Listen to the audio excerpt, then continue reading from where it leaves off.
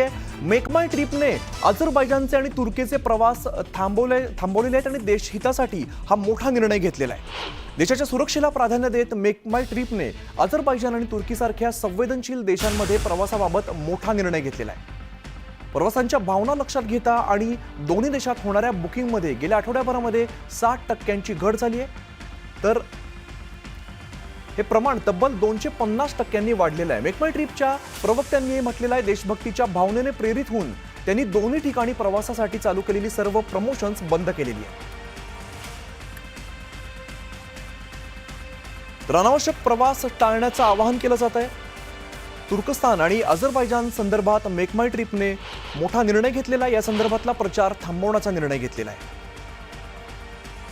देशभक्तीच्या भावनेने प्रेरित होऊन त्यांनी हा निर्णय घेतल्याची माहिती समोर येते. आमचे प्रतिनिधी प्रशांतीला रामदास सध्या आपल्यासोबत आहेत, त्यांच्याकडे जाऊया.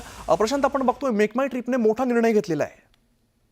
बरोबर, मेक माय ट्रिपने मोठा निर्णय घेतलाय. अझरबैजान असो किंवा तुर्की असो, या दोन्ही ठिकाणावरती तुर्कीमध्ये संपूर्ण प्रवासाला त्यांनी नकार दिलेला आहे. आपल्याला माहित असेल की ज्या पद्धतीनं ऑपरेशन सिंदूर दरम्यान पाकिस्तानला पाठराखण करण्याचं काम तुर्कीने केलं आणि तुर्कीने मोठ्या प्रमाणात त्यांना शस्त्रास्त्र देखील पुरवली होती. या सगळ्या पार्श्वभूमीवर देशाच्या सुरक्षेला प्राधान्य देत मेक माय ट्रिपने अझरबैजान आणि तुर्की या संवेदनशील ठिकाणांमध्ये प्रवासांबद्दल मोठा निर्णय घेत त्यांनी म्हटलंय की आम्ही तिथल्या प्रवास 60% घट झाली आहे. जवळपास 250% तिथल्या साधारणतः ज्यांनी हे बुकिंग केलं होतं त्या सगळ्यांनी रद्द केलेली आहे आणि देशभक्तीच्या भावनेने प्रेरित होऊन आम्ही तिथले प्रमोशन्स बंद करण्याचा निर्णय मेक माय ट्रिपने घेतलेला आहे. त्यामुळे हा एक मोठा निर्णय आहे. साधारणतः याच धर्तीवरती जर बघितलं आपण, मालदीवच्या संदर्भात देखील अशा प्रकारचा निर्णय काही काळापूर्वी घेण्यात आला होता. मालदीवने ज्या पद्धतीनं पंतप्रधान नरेंद्र मोदी हे जेव्हा लक्षद्वीपला होते तेव्हा त्यांनी टीका केली होती. त्यानंतर पंतप्रधानांची यावर केलेल्या टीकेनंतर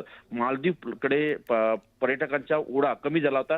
त्याच धर्तीवरती आता जर बघितलं, अझरबैजान आणि तुर्कीमध्ये जवळपास 60% घट झालेली आहे पर्यटकांची आणि हा साधारणतः 4000 कोटीपेक्षा जास्त पर्यटक हे दरवर्षी तुर्की आणि अझरबैजानला त्यांच्या याच्यात तरतूद करत असतात, त्यांना त्याची मदत करत असतात. पर्यटकांच्या माध्यमातून 4000 कोटीची मदत केली जाते. असं असताना हा एक मोठा निर्णय मानावा लागेल. निश्चित प्रशांत, मोठा धक्का म्हणावा लागेल. धन्यवाद या सगळ्या सविस्तर माहितीसाठी.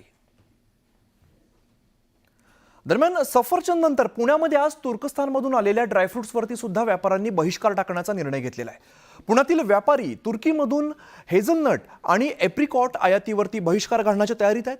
तर तुर्कीने पाकिस्तानला समर्थन दिल्यामुळे व्यापाऱ्यांनी नाराजी व्यक्त करत हा बहिष्कार टाकण्याचा निर्णय घेतला आहे. आपण बघतोय, काल सफरचंदांवरती भारतीय व्यापाऱ्यांकडून बहिष्कार टाकण्यात आला होता. त्यानंतर आता ड्रायफ्रुट्सवर सुद्धा बहिष्कार घातल्याचं बघायला मिळतं. एकंदरीतच तुर्कीला मोठा धक्का म्हणावा लागेल. तर भारताविरोधात पाकिस्तानला मदत करणारी तुर्की आता भारताच्या आक्रमक पवित्र्यानंतर भारतीयांना अपील केलेली आहे. भारतीय पर्यटकांनी बहिष्कार टाकण्याची भूमिका जाहीर केल्यानंतर तुर्कीने बहिष्कार न टाकण्याची अपील केली आहे. जर भारतीय पर्यटकांनी तुर्कीवरती बहिष्कार टाकला तर तुर्कीच्या पर्यटन क्षेत्रावरती याचा मोठा आर्थिक परिणाम होण्याची शक्यता आहे. कारण तुर्कीमध्ये गेल्या वर्षी म्हणजेच 2024 मध्ये 3 लाखांपेक्षा अधिक भारतीय पर्यटक पर्यटनासाठी गेले होते. त्यामुळे भारतीय फिरस्त्यांनी तुर्कीकडे जर पाठ फिरवली तर त्यांची आर्थिक कोंडी होणार यात काही शंका नाहीये. म्हणूनच तुर्की आता भारतीय पर्यटकांना बहिष्कार न घालण्याची विनंती करते.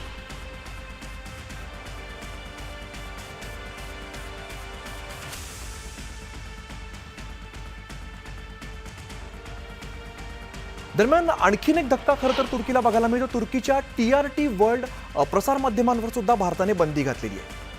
आपण बघतो, काल फळांवरती बंदी घातलेली होती, त्यानंतर आज ड्रायफ्रुट्सवरती बहिष्कार बघायला मिळतो. त्यानंतर तुर्कीच्या TRT या वर्ल्ड प्रसार माध्यमावर सुद्धा बंदी घातलेली आहे. एका पाठोपाठ एक तुर्कीला मोठे धक्के भारताकडून बघायला मिळत आहेत. Confederation of all India traders अर्थात कॅटने पाकिस्तानला समर्थन देणाऱ्या देशांना आर्थिक दणका देण्याचं ठरवलेलं आहे. कॅटने व्यापारी आणि सर्वसामान्यांना तुर्कस्तान आणि अझरबैजान देशाला भेट देऊ नये असं आवाहन केलेलं आहे. कॅटचे सरचिटणीस आणि खासदार प्रवीण खंडेलवाल यांनी या दोन्ही देशांमध्ये पर्यटकांनी जाऊ नये असं आवाहन केलेलं आहे. या दोन्ही देशांची अर्थव्यवस्था पर्यटनावरती अवलंबून आहे. भारतीय मोठ्या संख्येने इकडे पर्यटनासाठी जात असतात. जर या दोन्ही देशांवर भारतीयांनी बहिष्कार घातला तर त्यांच्या अर्थव्यवस्थेला याचा मोठा फटका बसू शकतो. तुर्कस्तानला भारतीय पर्यटनामुळे जवळपास $291.6 मिलियन आणि अझरबैजानला $308.6 मिलियन इतकं नुकसान होऊ शकतं. बहुत सारा राजस्व भारतीयों की वजह से तुर्की और अजरबैजान को मिलता है। हम अब क्योंकि उन्होंने पाकिस्तान का समर्थन किया है, तो कोई भी पाकिस्तान का समर्थन करेगा तो भारत के व्यापारियों का प्रेम उनके साथ नहीं हो सकता।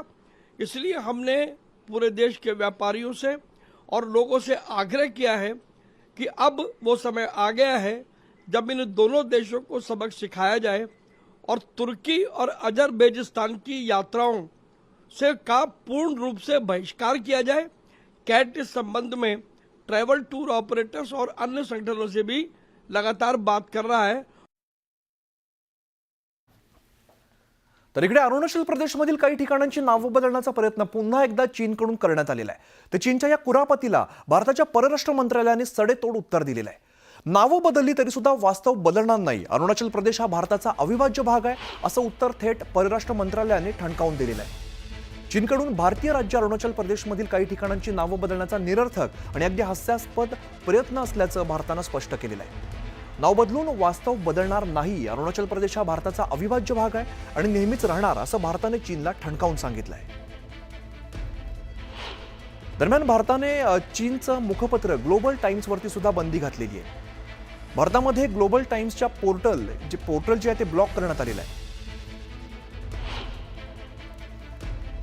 आपण बघतोय चीनचं जे मुखपत्र आहे ग्लोबल टाइम्स यावरती भारतामध्ये आता बंदी घालण्यात आली आहे।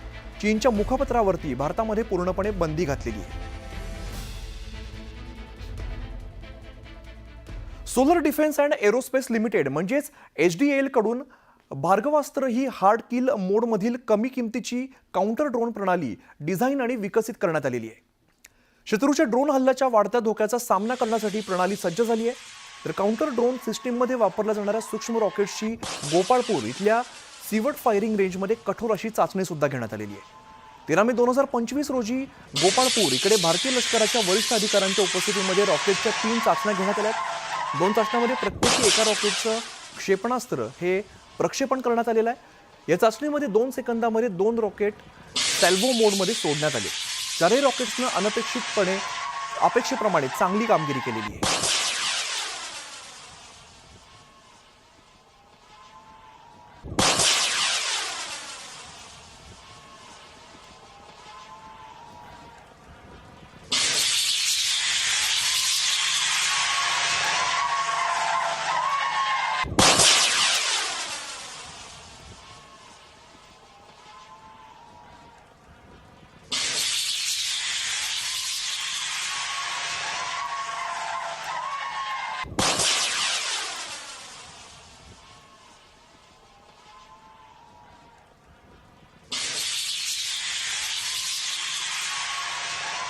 एक महत्त्वाची बातमी बघूया। ऑपरेशन सिंदूर अंतर्गत भारताने पाकड्यांचं कंबरडं मोडलेलं आहे।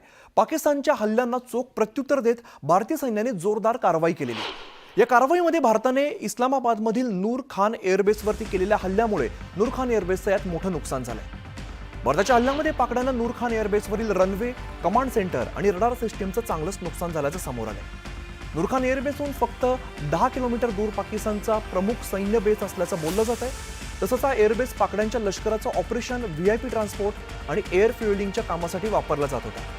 याच एअरबेसवरती पाकच्या वायुसेनेतील अधिकाऱ्यांना ट्रेनिंग सुद्धा दिलं जातं। त्यामुळे पाकड्यांच्या अत्यंत महत्त्वाच्या अशा एअरबेसवरती भारतीय लष्कराने केलेल्या हल्ल्यामुळे पाकची चांगलीच दाणादाण उडाली आहे। आपण 2 दृश्य सध्या बघतोय। एकामध्ये आपण बघतोय हल्ल्याच्या आधी ज्या पद्धतीची इकडे इमारत होती, हल्ल्यानंतर नूर खान एअरबेस हा पूर्णपणे उद्ध्वस्त करून दिलेला आहे।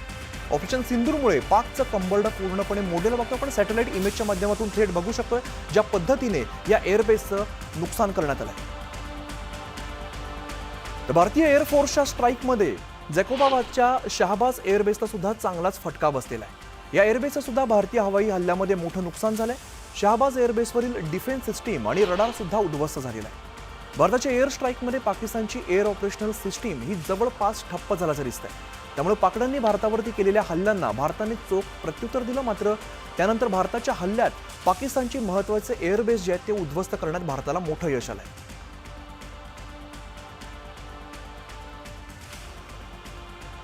तर भारतीय वायुसेनेने केलेल्या हवाई हल्ल्यामध्ये भारताने पाकड्यांची झोप पूर्णपणे उडवलेली आहे। भारताने पाकच्या बोलारी एअरबेसवरती कारवाई केली आहे। बोलारी एअरबेसवरती करण्यात आलेल्या कारवाईचे सॅटेलाइट फोटो तर समोर आले। या सॅटेलाइट फोटोमधून भोलारी एअरबेसवर करण्यात आलेल्या बॉम्ब हल्ल्याचे निशाण अगदी स्पष्टपणे बघायला मिळत आहे. पाकड्यांसाठी अतिशय महत्त्वाचा मानला जाणाऱ्या एअरबेसवरील हल्ल्यामुळे पाकची हवाई रणनीती ज्या ठिकाणावरून निश्चित केली जात होती अशा ठिकाणालाच भारतीय हवाई दलानं लक्ष केलं. त्यामुळे पाकड्यांची चांगलीच भंबेरी उडाली आहे.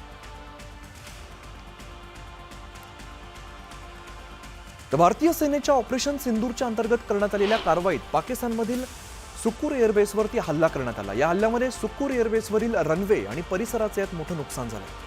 भारतानं केलेल्या मिसाईल हल्ल्यानंतर सॅटेलाइट दृश्य समोर आली आहेत. मैक्सर सॅटेलाइटच्या फोटोमधून हे अगदी स्पष्ट दिसतंय की भारताने पाकिस्तानवरती ज्या पद्धतीने हल्ले केलेत त्यांचा सामना करण्यासाठी पाकची चांगलीच दाणादाण उडाली आहे.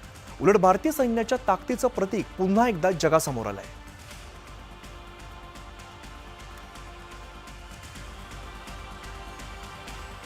दरम्यान ऑपरेशन सिंदूरच्या दणक्यानंतर पाकिस्तानने रात्रीच्या अंधारामध्ये भारतीय सीमेवरील ठिकाणांना लक्ष्य करण्याचा प्रयत्न केलेला आहे. सलग 3 दिवस पाकिस्तानकडून भारतावरती ड्रोन आणि मिसाईलने हल्ले सुरू होते. पाकच्या फायटर जेटनं सुद्धा भारतावरील अनेक ठिकाणांवरती बॉम्बिंग करण्याचा प्रयत्न केला. मात्र भारताच्या घातक एअर डिफेन्स सिस्टीमने हा सगळा प्रयत्न जो आहे तो हाणून पाडलेला आहे. भारताची एअर डिफेन्स सिस्टीम 3 टप्प्यांमध्ये काम करते. आपण दृश्यांमध्ये बघूया ग्राफिक्सच्या माध्यमातून. पहिली लेअर जी आहे ती पॉइंट एरिया डिफेन्स सिस्टीम आहे. यामध्ये शॉर्ट रेंज सिस्टीममध्ये आकाशसारख्या क्षेपणास्त्रांचा वापर केला जातो. 25 किलोमीटरच्या अंतरावर असलेले शत्रूचे सगळे मिसाईल्स किंवा ड्रोन हे नष्ट करण्यासाठी शॉर्ट रेंज मिसाईलचा वापर केला जातो. पुढची लेअर आहे ती म्हणजे medium range surface to air missile. 25 किलोमीटरपेक्षा जास्त अंतरावर असलेले शत्रूचे मिसाईल्स आणि ड्रोन्स किंवा फायटर जेट्स अगदी उद्ध्वस्त करण्याची कॅपॅसिटी या मीडियम रेंज मिसाईलमध्ये आहे. याचा वापर यावेळेला केला जातो. तर तिसरी आणि अत्यंत महत्त्वाची लेअर जी आहे ती long range surface to air missile. लांब पल्ल्यांचं टार्गेट नष्ट करण्यासाठी मारक क्षमता या लॉंग रेंज डिफेन्स सिस्टीमची बघायला मिळते. यामध्ये भारताचं सुदर्शन चक्र म्हणजेच S-400 आणि पृथ्वी एअर डिफेन्स सिस्टीमचा समावेश आहे. साधारणपणे 200 किलोमीटरवर असलेल्या शत्रूची विमानं आणि क्षेपणास्त्र नष्ट करण्याची ताकद या लॉंग रेंज डिफेन्स सिस्टीममध्ये आहे.